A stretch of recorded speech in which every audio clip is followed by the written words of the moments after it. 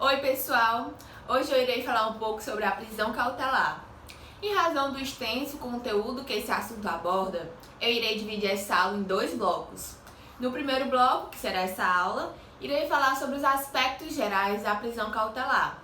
Já no segundo bloco, que será a próxima aula, irei especificar quais são essas prisões cautelares, as quais se dividem em prisão preventiva e prisão temporária.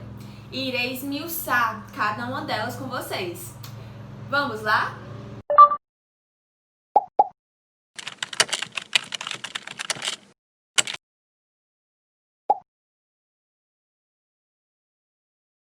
Antes de mais nada, é importante nós sabermos o conceito de prisão. A prisão será a privação da liberdade de alguém sempre de maneira provisória, temporária. Haja visto que no Brasil não existe a prisão perpétua. Antes de 2019, o máximo que uma pessoa poderia ficar presa era de 30 anos. Contudo, de acordo com a nova lei número 13.964 de 2019, bem recente, ela alterou esse prazo máximo de privação de liberdade, passando de 30 anos para 40 anos. A prisão deverá respeitar a dignidade da pessoa humana, haja vista que no Brasil são vedadas as penas de morte, de trabalhos forçados ou cruéis. Há duas espécies de prisão no nosso ordenamento jurídico. A primeira é a prisão-pena ou definitiva, a qual será imposta por uma sentença condenatória transitada em julgado. Já a segunda espécie de prisão, a qual se denomina prisão cautelar ou prisão processual, irá ocorrer no decorrer das investigações policiais ou no decorrer de um próprio processo. Aqui ainda não há o trânsito em julgado. A finalidade dessa prisão cautelar ou processual é de assegurar as investigações policiais, a colheita de provas, a futura aplicação da lei penal, bem como a ordem pública. Desse modo, verificamos que a prisão cautelar se faz necessária para assegurar a futura aplicação da lei penal. Ou o fato deste indivíduo estar em liberdade causa grandes riscos à sociedade, pois o mesmo poderá vir a cometer novos crimes, causando assim uma desordem social. Devo aqui ressaltar que a prisão cautelar é uma exceção no nosso ordenamento jurídico.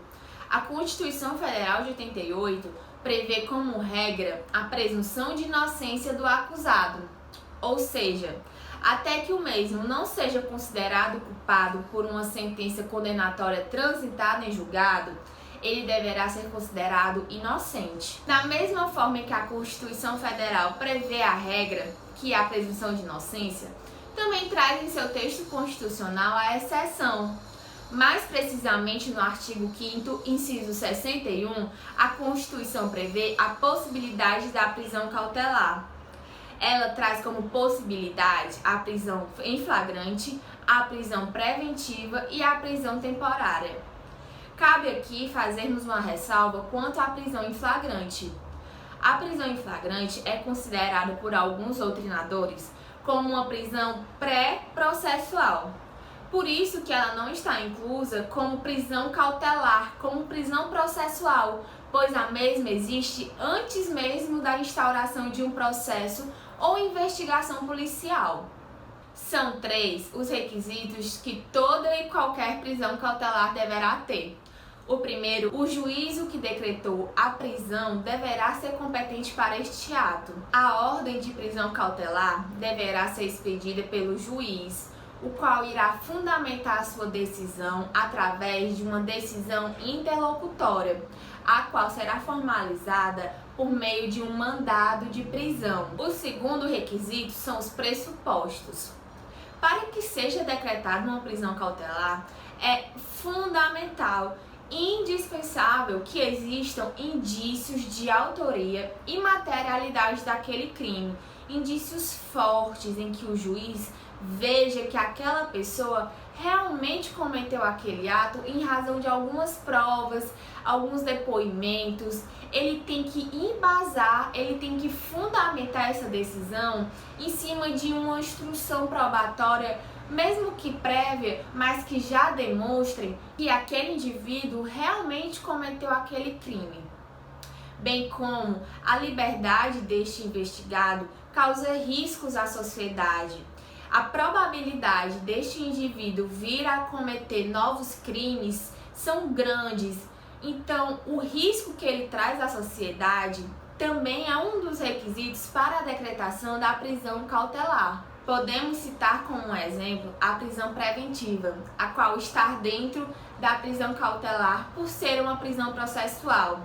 Em seu artigo 312 do Código de Processo Penal, podemos ver que a prisão preventiva exige esse perigo da liberdade, bem como os indícios mínimos de autoria e materialidade delitiva. Por fim, mas não menos importante, temos o terceiro requisito, que é a legalidade da prisão, a qual deverá estar prevista em um mandado de prisão, bem como deverá atender os limites impostos pela lei. Bom, pessoal, por hoje é só. Fiquem atentos ao canal. Na próxima semana irei disponibilizar o segundo bloco, o qual irei especificar as prisões cautelares, que é a prisão preventiva e a prisão temporária. Até lá!